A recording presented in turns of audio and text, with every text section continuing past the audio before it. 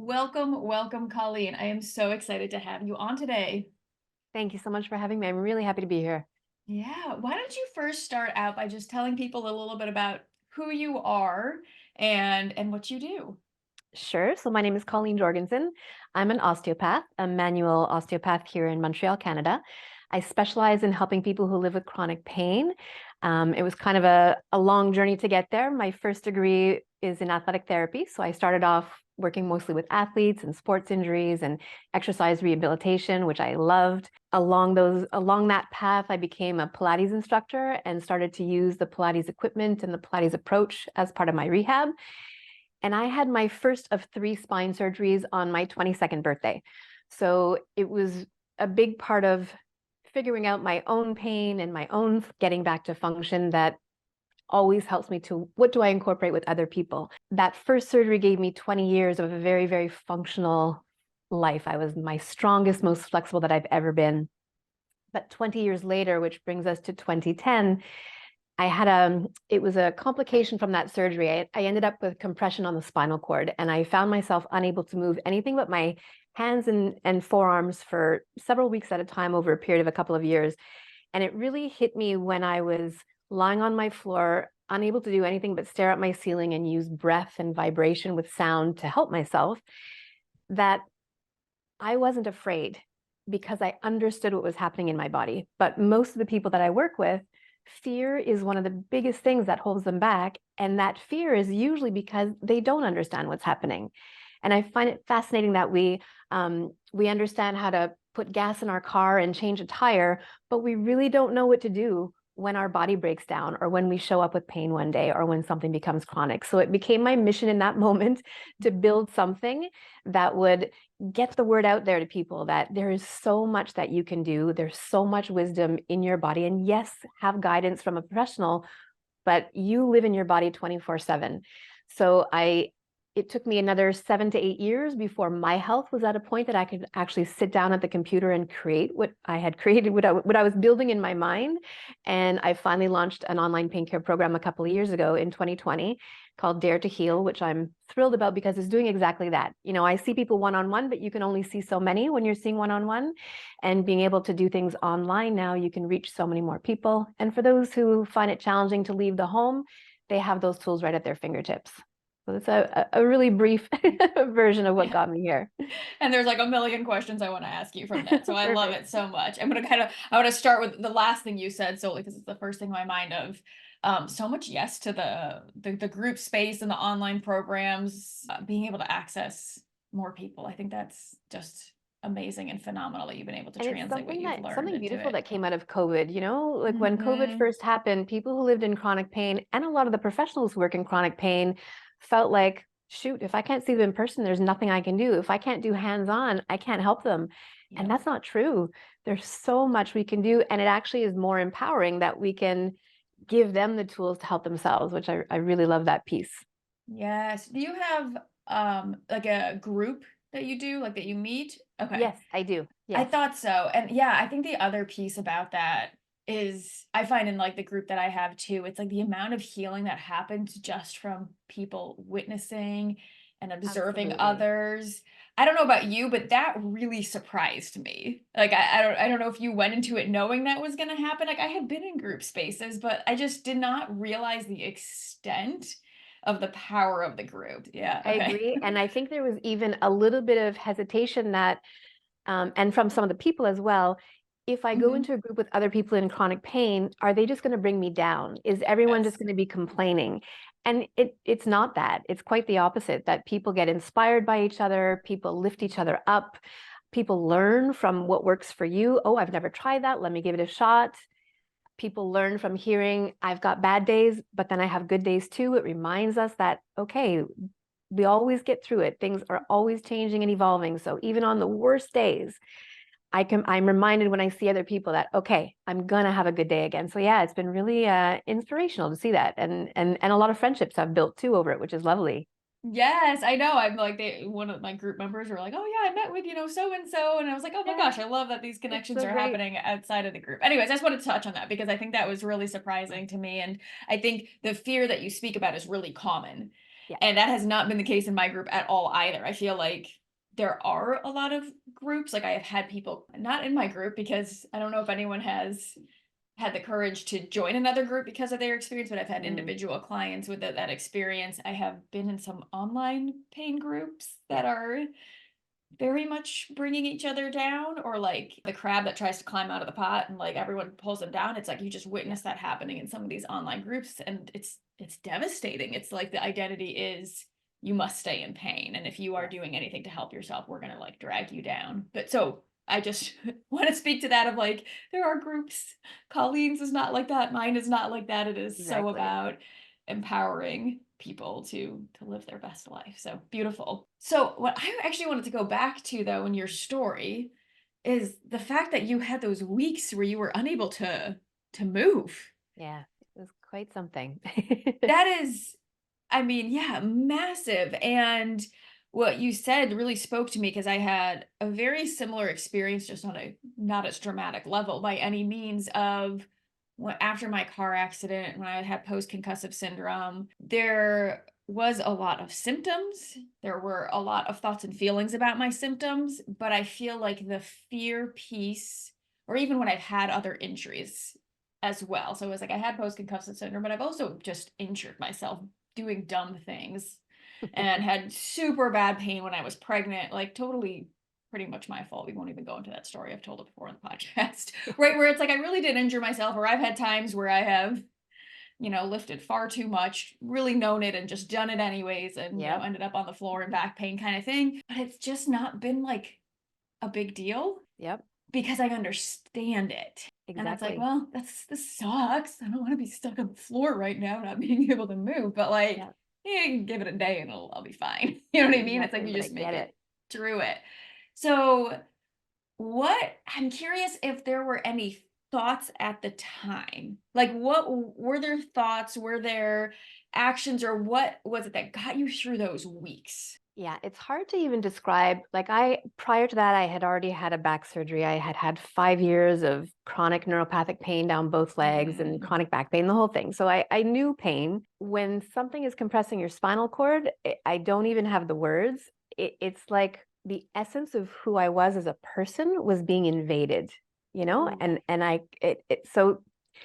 that's, I wish I had better words because it doesn't quite capture it. But part of what I learned from is that, again, when it comes to that fear, because I knew that I wasn't paralyzed. I knew that I was going to walk again.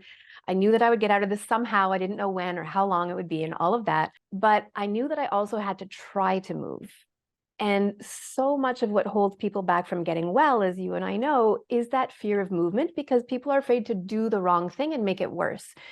So one of the things that I really learned in that moment, like literally all I could do was this, but I did that for hours a day until I could build on that. And I started to be able to unfold my elbow. And then eventually I could lift my arm a little bit. For listeners, Colleen is just I'm circling her wrist. No, it's okay. No, because it's so hard when you have video, you're looking at yourself and you're like, but Colleen was just circling her wrists and then slowly making the motion bigger. Sorry, go on. No, thank you for clarifying. So I have a saying in my group: work with what's working. We so often try to fix what we think is broken, but there's great value in moving what already moves well. We don't always have to like burst through the barrier and push through the awful pain to get to the other side of it. Quite the opposite, actually.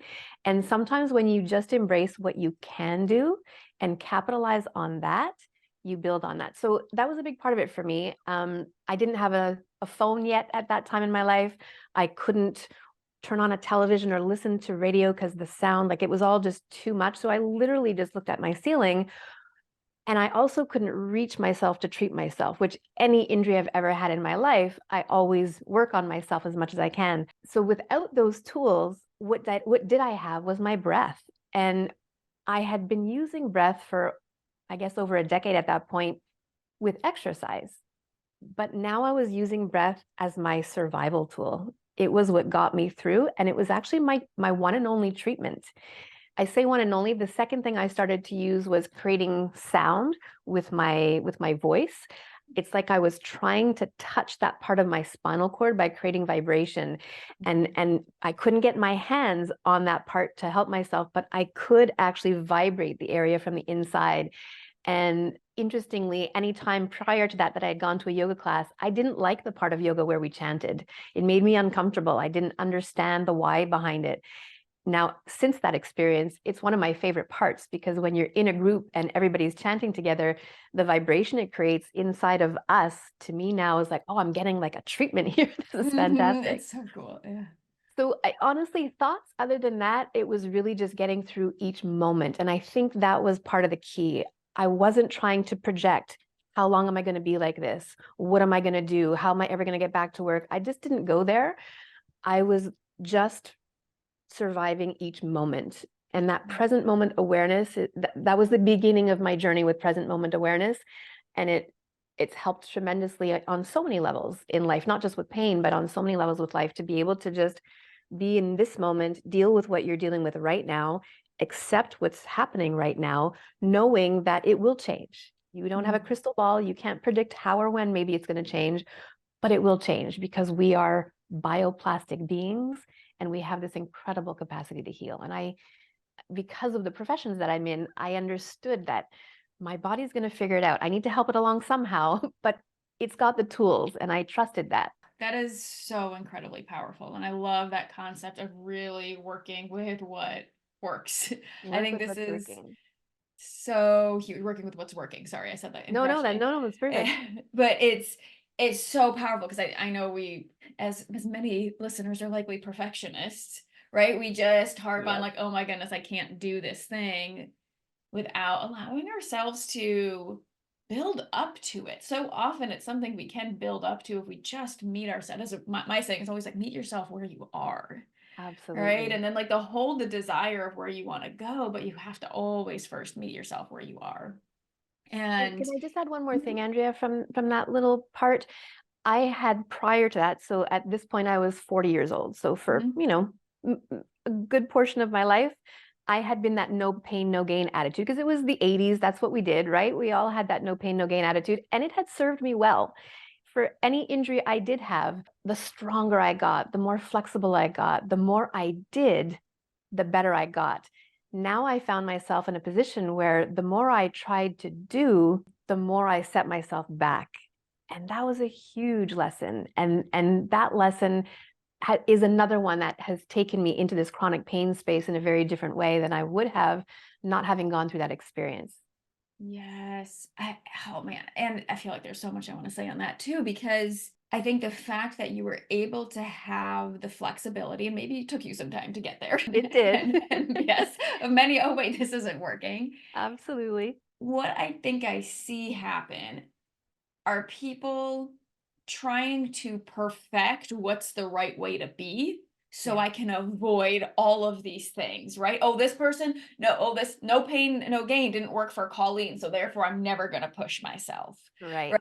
It's like they're trying to troubleshoot things that haven't happened yet, or may Yes. never be a problem for them.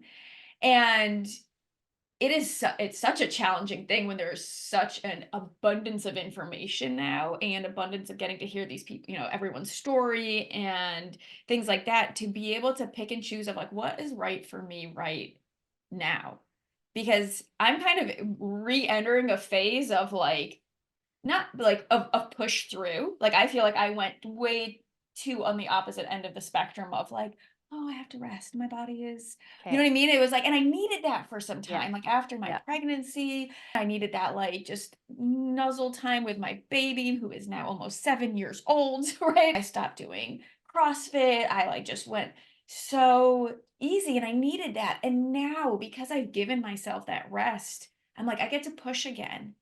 And I know probably a little bit of a better balance now. Yeah. And if I need to change it, I'm gonna trust that my body's just gonna let me know.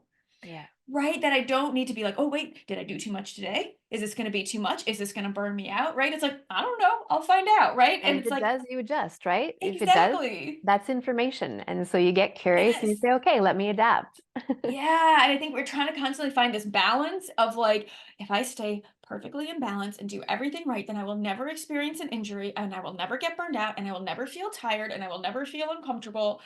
And it's like, this just doesn't That's work. not Like human. it's not human and you can't troubleshoot for that. And in fact, that type of like anxiety around it will just make you feel like crap. It And just keeps you in your stress response, which is not the place you're going to be able to heal from, right? And I exactly. love what you just shared as an example, that what you needed at one point in your life changed and evolved, because we as humans are constantly changing and evolving, and our bodies are constantly changing and evolving. So even sometimes what you did on Monday is not what's going to help you on Tuesday. And people like to have that recipe, that magic bullet, or that prescription, and I get it. I so get it. But our bodies are too complex. Pain is too complex. It's not as simple as that. So to me, part of the best way for people to learn how to help themselves is to learn to listen to the messages of their body, because our body is constantly giving us feedback. And if we can figure out ourselves, which might take some guidance at first, but over time, if we can ourselves learn how to understand what the body's asking for, then you're not at the mercy of waiting until that next appointment with the doctor or the next appointment with your osteopath or your whoever it is that you see. Still go to them for that extra support. Wonderful, fantastic. Reliant on them to be able to take that next step forward. And that's huge, because so many people are frozen in place until they get that permission from the expert.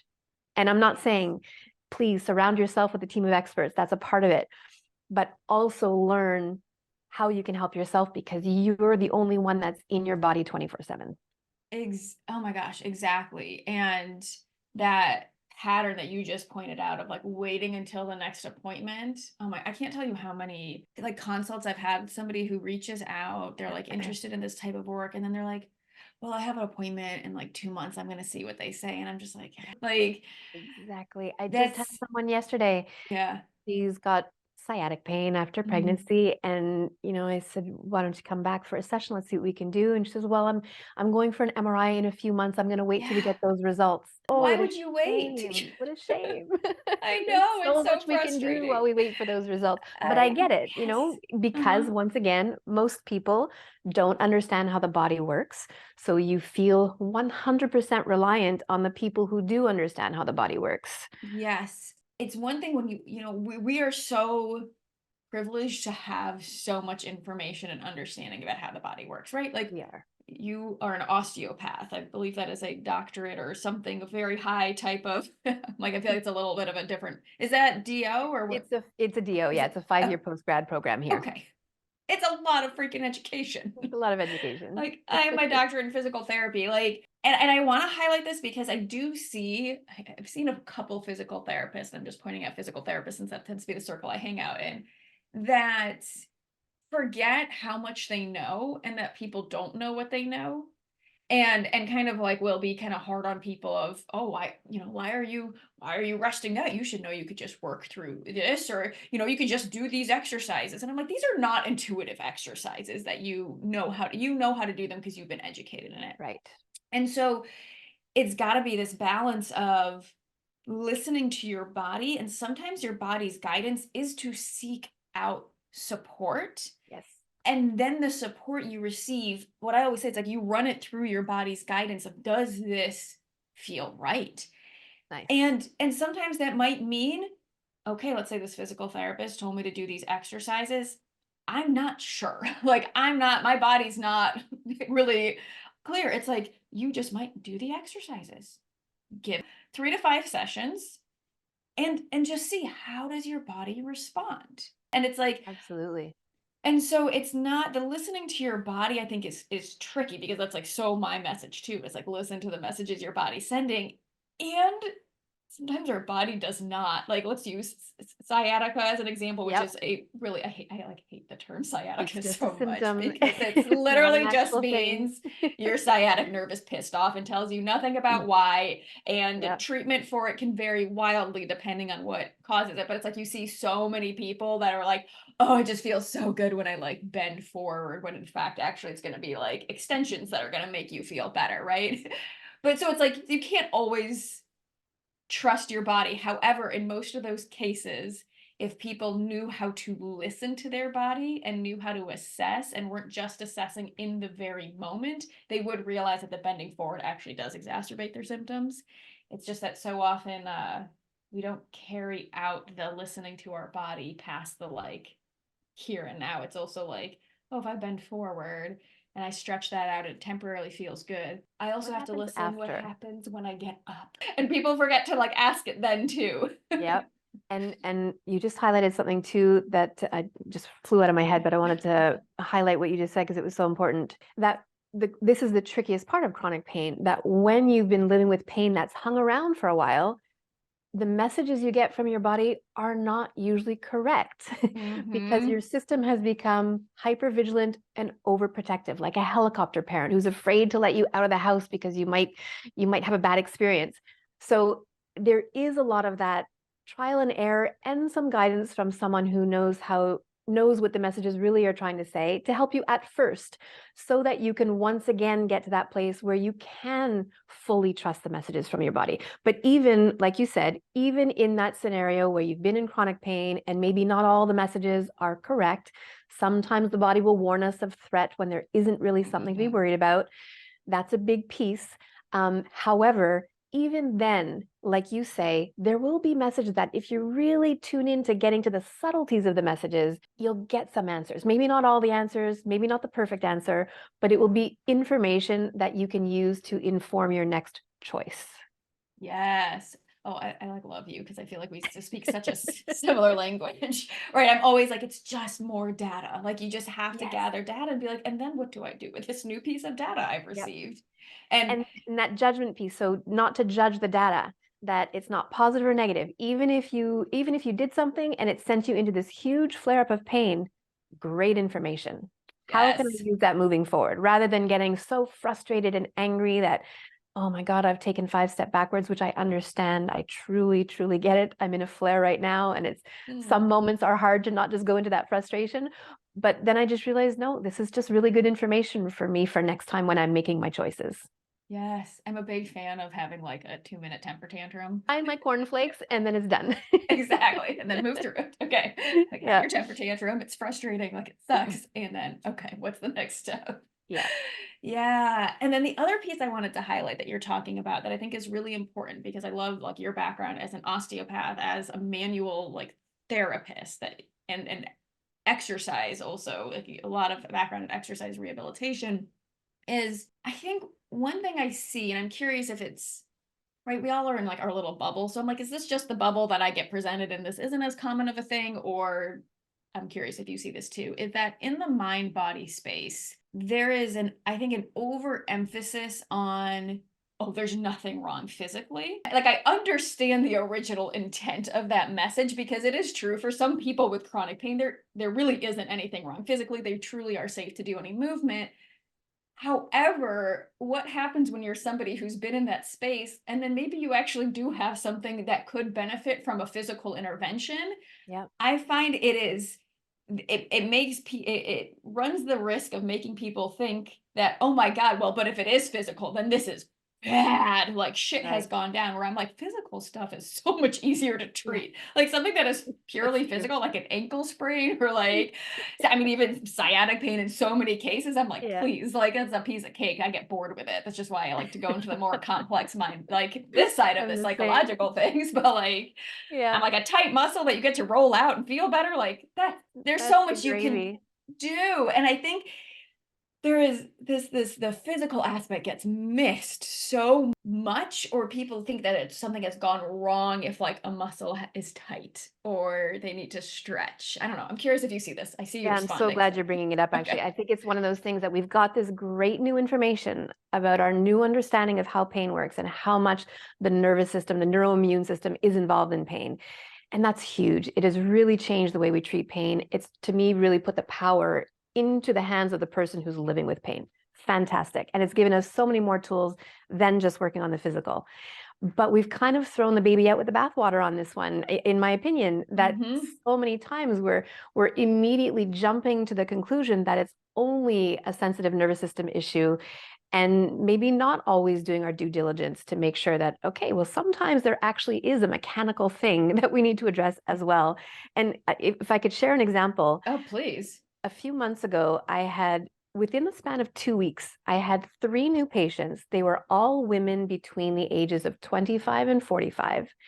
All 3 had had some sort of pelvic cancer in their past that they had had treatment for and were cancer-free at this point. And all 3 were consulting me because they all of a sudden had this terrible hip pain. So all 3 came in, quite similar presentations. Of course, you always have to, at the back of your mind, wonder, is the cancer back? You have to rule that out.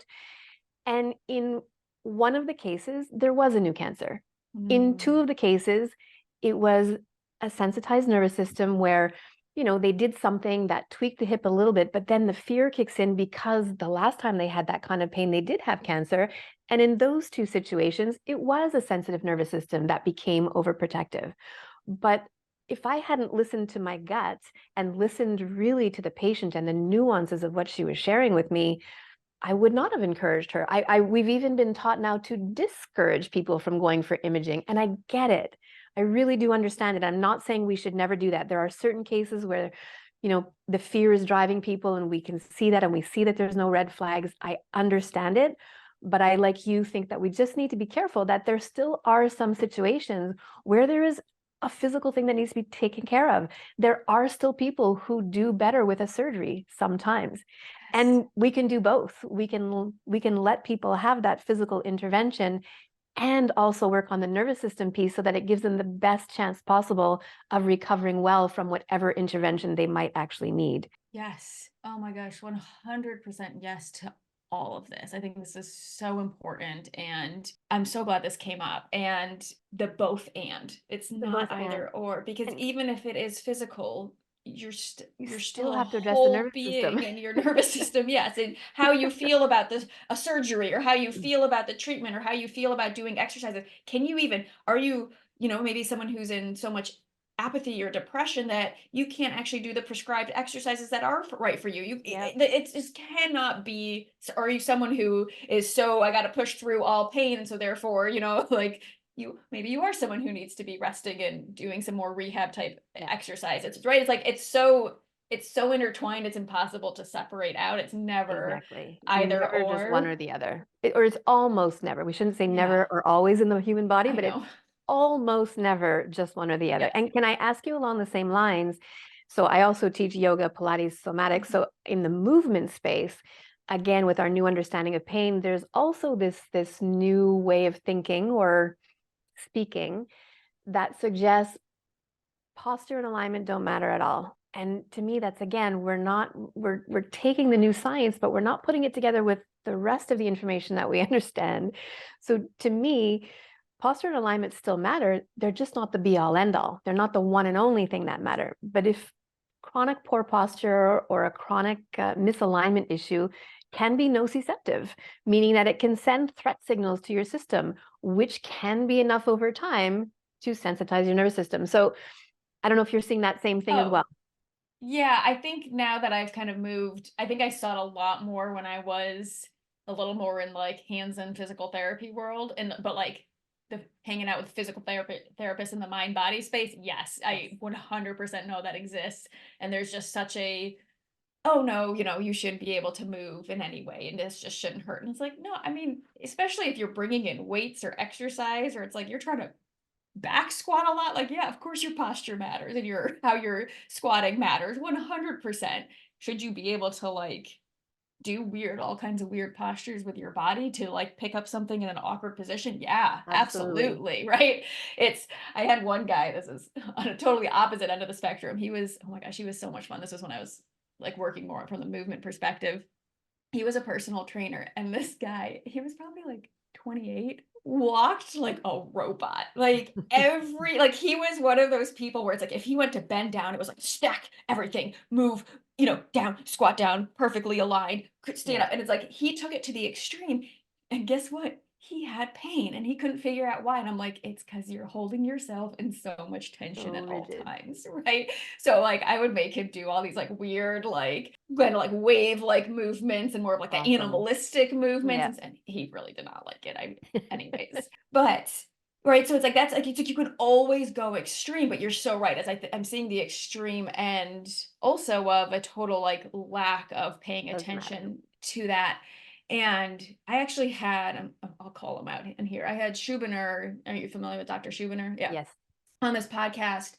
And he said something because I worked with hypermobility a lot when I was a physical therapist, and strength training is so crucially important. And he basically made the argument, which I didn't agree with at all. And I wish I had like argued back a little bit more, but I feel like it was embedded in something else. And I just, yeah, I don't know. I didn't have the guts, honestly. He's a little, he's actually not intimidating. He's super nice. I'm just easily intimidated sometimes on a podcast. But he was basically saying that if you take care of the nervous system, then people with hypermobility basically don't need to strength train, and it's not normal for them to have pain. And I was like, that is Mm.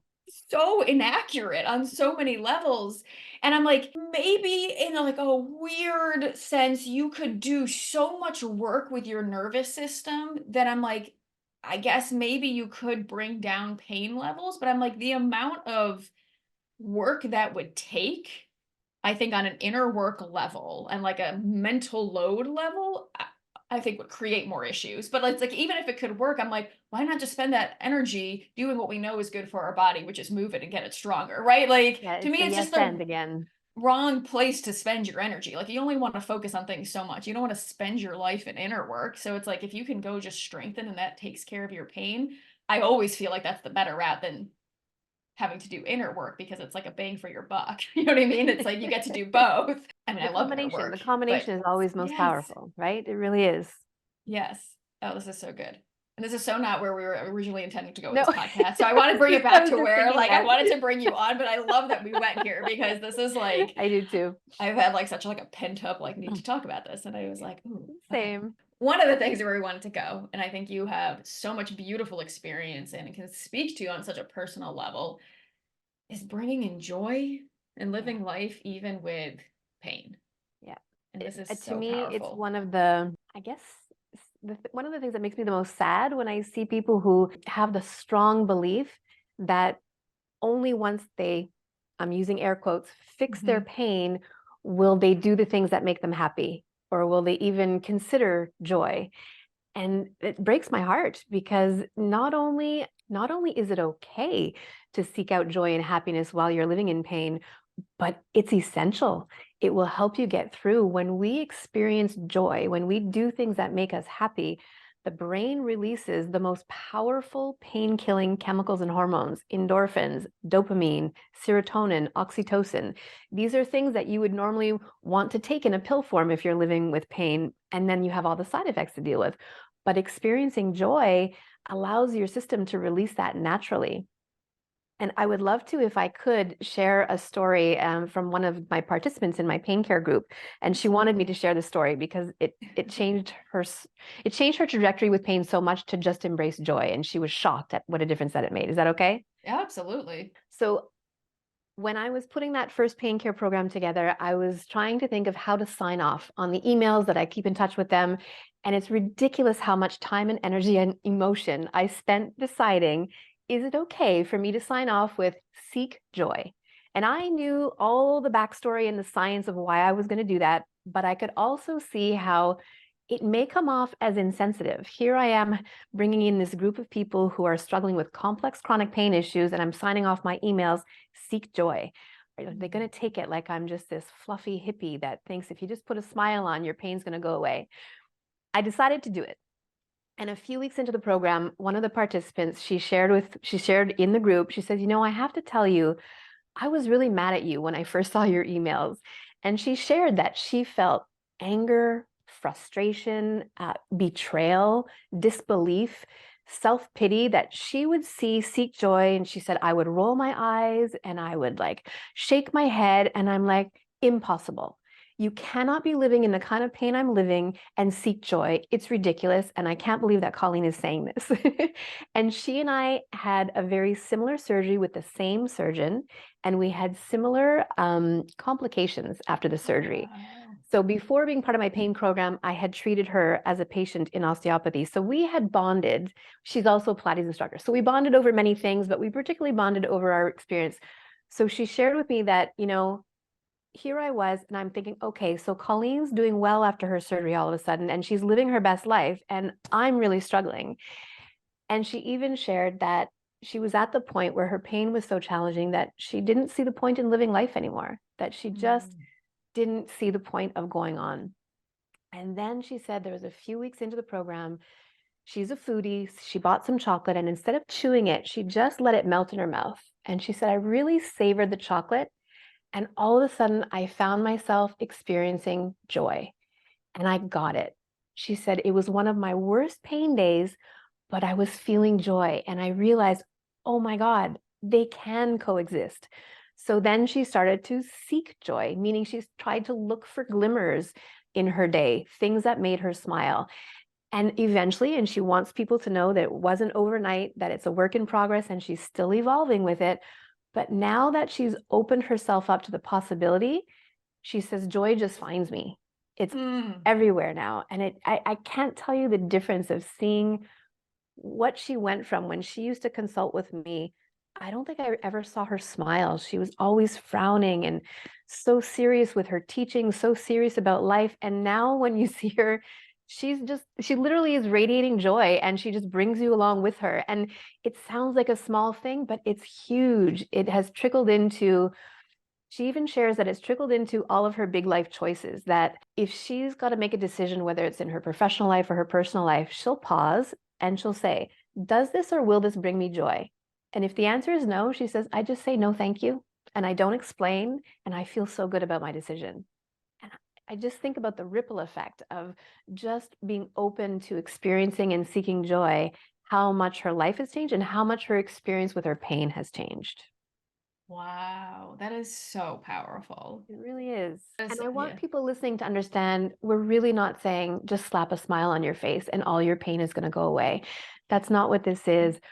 But putting your life on hold until your pain is gone actually holds you in pain for longer. Whereas if you let yourself, maybe at first you have to seek out those moments. You have to enhance the moments a little bit from the outside because it's hard, because you're in pain, but you will end up getting through your pain quicker. And or sometimes we can just use joy as a distraction. And if you've been living in pain for a really long time, I'm of the opinion that it's really okay to sometimes use not only okay, sometimes it's necessary to just do something, put on a rom-com, laugh and cry, happy tears, and be distracted for 2 hours. And that's great. Oh my goodness, yes, yes, yes. And I love in that story how she started with being triggered by your message, because I'm Absolutely. sure, as you talk about too, is just the being triggered is just, oh, there's so much gold. I've like gotten to the point where I So love much to being learn from triggered it. now. It's like, I mean, it's like the both and of like, fuck, I'm like so raging hotter and like, and then I'm like, ooh, what's gonna come out of this one? Right? It's like, this is gonna be something good, because there's so I much agree. gold when we are triggered up. Like when something really rubs you the wrong way or irritates you and just like grinds your system, it's Getting to usually the because, why is so oh, valuable. yes. And I love that she just got to experiment with just like chocolate, like eating chocolate. Like Yes. it's so And accessible. that's what she said, something so simple. She realized too in that moment, it doesn't have to be this big, huge thing. It can be really simple, simple moments, simple pleasures. And can I share something else that I think is really important when we talk about joy, Mhm. or even just anything positive? It's Rick Hansen who has that saying that our negative experiences stick to us like Velcro, and our positive experiences slide off like Teflon. And that was for a survival reason. We needed to remember the bad things so that we didn't get killed back in the day. But now we don't need that so much, but that's still our biology. So when you experience joy, or you do something that feels good, or you have a moment where you don't have pain or your pain is more manageable, we need to pause for a moment and celebrate it. And there are 3 ways in particular that can help you to Velcro it or tattoo it on your nervous system. One is to say it out loud and share it with somebody else. Two is to write it down so you can refer back to it. And three is to relive it like you're watching a movie of it happening.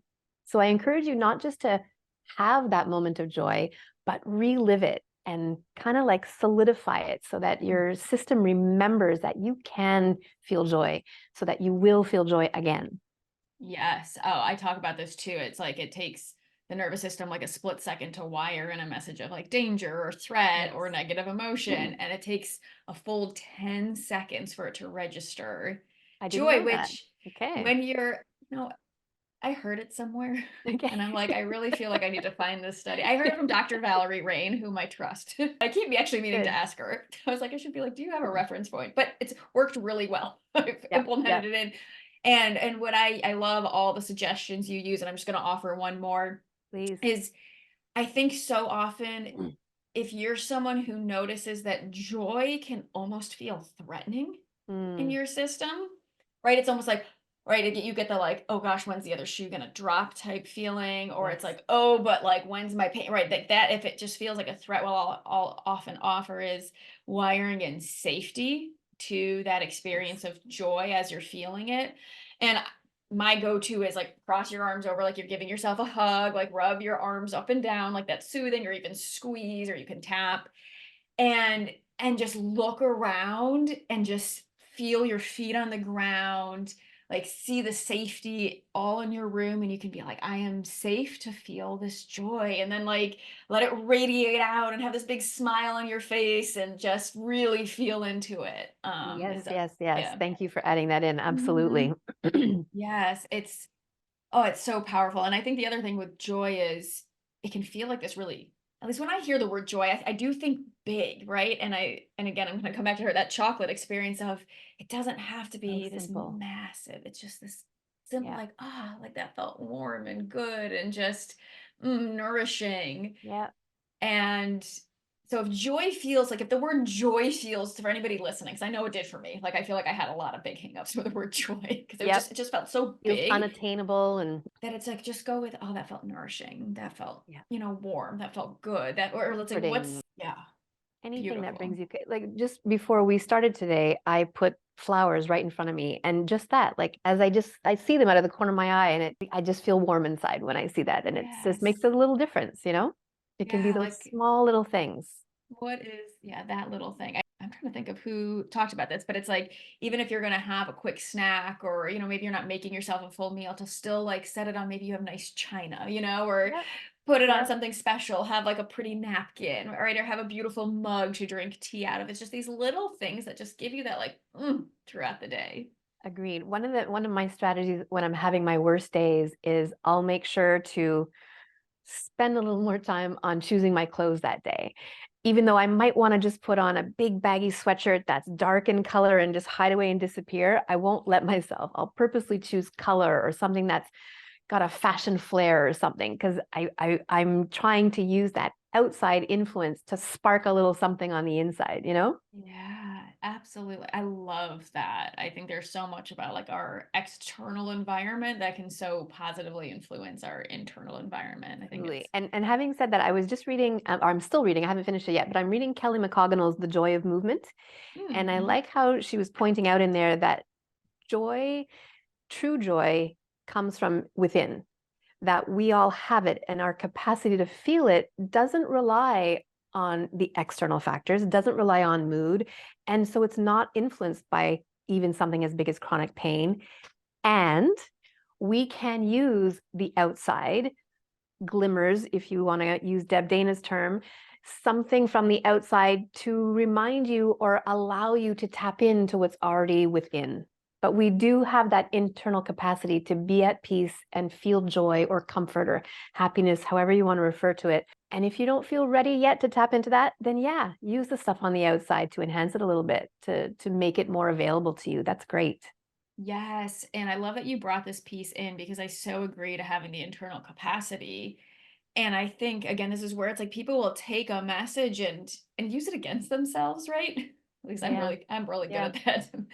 And I think I noticed for myself, and I've seen people with the same thought pattern of, well, I shouldn't have to do that to feel joy. Yes. Like I should be able to cultivate it for myself.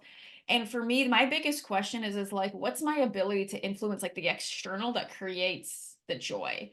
So from, I mean, this is probably like last year or, whatever, something like that.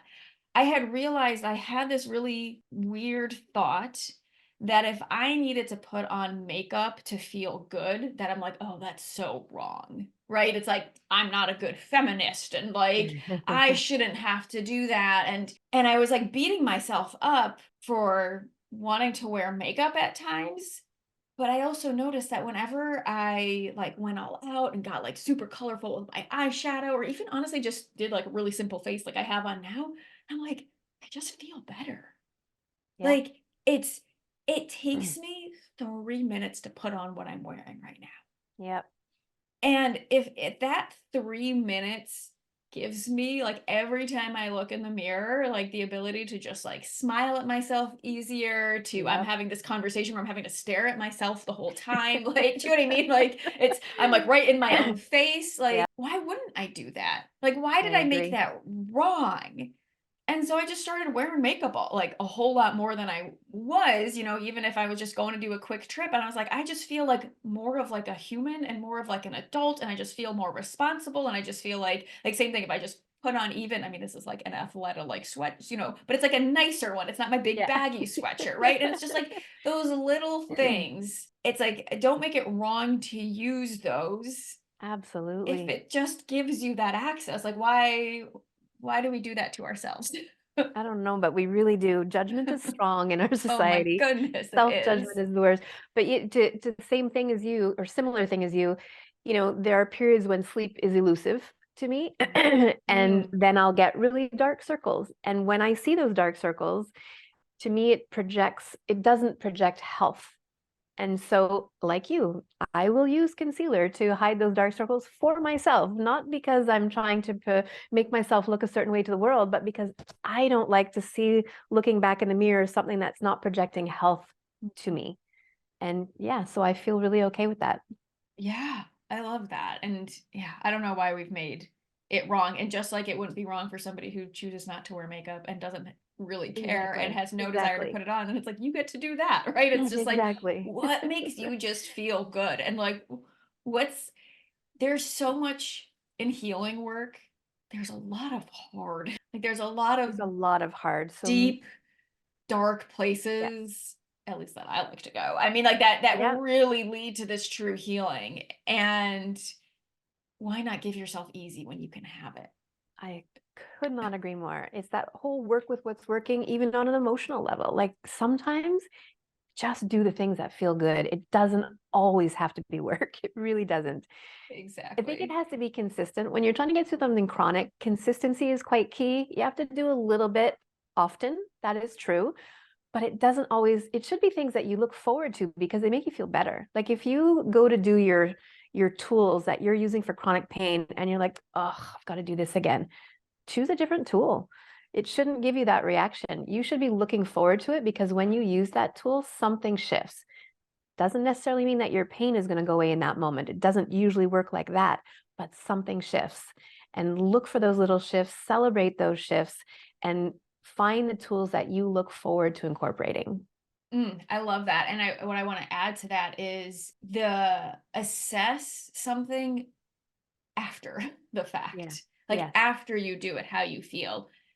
I still notice there are certain things that like I don't necessarily look like I do kind of have to be like, okay, Andrew, just like get down and do like your breath work or get down and put on music and just dance. Like, right. It's like there is a Yeah. little bit and some days where I'm like, I'm not looking for it. It feels like a hurdle, Yep. but I know that when I do it, I feel so much better afterwards. And it's like, then I have that. I'm like, oh, I'm so glad I did that thing, Yeah. right? It's like, so it's like assess how you feel after, which also then, because I think a lot of people like to use the argument of, oh, well, if I just, did what made me feel good, then I would just like sit on the couch and like eat Cheetos all day. Or, Right. then I would just like drink a shit ton of alcohol. I'm like, yeah, but would you really feel good afterwards? You And you're really going feel to good wake up after. feeling like shit and like hungover or whatever that isn't what makes you actually feel good. That's a temporary dissociation from symptoms, which is very different from I did something and now there's like a ripple effect of Yes, that that ripple was effect. And thank you for nice. pointing that out, because you're right. I was trying to oversimplify. It's true. You're not going to look forward to every tool. That is very true. But like you pointed out, follow that ripple effect. And it might be a few days later that you have that effect from that thing that you did, but start to notice those patterns. And even if it's not something you look forward to, I still think you don't always have to choose the things that you hate. You know, Oh my like gosh, there's yes. again a balance there. We have to push ourselves. Sometimes we have to use extra motivation to get through certain things. But once you've built up enough of a repertoire, hopefully you get to the point where you can choose the things that you're more looking forward to than not, is the point there. Absolutely. As many as my clients know, I hate journaling. I Oh, will do you? do it every now and then when I'm feeling Okay. very inspired and I want to. But Yeah. that is one thing that I never forced myself to do it. I had periods of times where I did naturally, and then I was just like, oh, I want to write it down. I was shocked because journaling is a part of, look, it's a part of, there is a journal prompt every week in my program. And I was shocked at how many people never open the prompt, because even seeing the prompt triggered them in some way. And I was not, that was a big surprise to me. I was not expecting it. Some got over it, tried it, found it successful. Some tried it, did not find it successful. And it's again, we're all so different, right? And that's part of why find programs or professionals who have a lot of different choices to offer, because not everything is going to work for you. And then pick and choose. To me, it's like a tasting menu. You try a whole bunch of things. Maybe this doesn't work on its own, but when you combine it with something else, it does, you know, and you have to, it takes a bit of trial and error, which takes effort. It does. And it takes time, which is hard when you've tried a million other things. But there is a solution out there. So try to keep that hope alive, because pain is always changeable no matter how long you've lived with it. I am so with you. And I think that's a beautiful note to end on, even though I could talk to you for another hour. I could too. Where can people find you or find out more about your program? So I share a lot of free practices on YouTube, Instagram, and Facebook. So YouTube is Stillness in Motion with Colleen Jorgensen. So is Facebook. Instagram is _stillness in motion. And the next round of my pain care program, Dare to Heal, is starting March 11th. So you can check out my website, colleenjorgensen.org, and I will shortly be announcing that doors are open to sign up for that program. I also have a free pain care bundle. I can share the link with you, Andrea, which just has some practices like we've been talking about: breath, mindfulness, some movement, and a little bit of pain care education. So people can grab that free product as well. Amazing. And any last words that you want to leave people with? Seek joy, like let yourself be open to it. And I don't mean it in that hippy dippy way. I really mean it from a genuine place of science, that if you open yourself up, or maybe let yourself use the external tools to be able to tap into that capacity for joy inside, it does help with the pain in some capacity. It's not the one and only thing, but in some capacity. So try it out a little bit. Beautiful. Thank you so much, Colleen. Thank you so much. I really appreciate you having me on.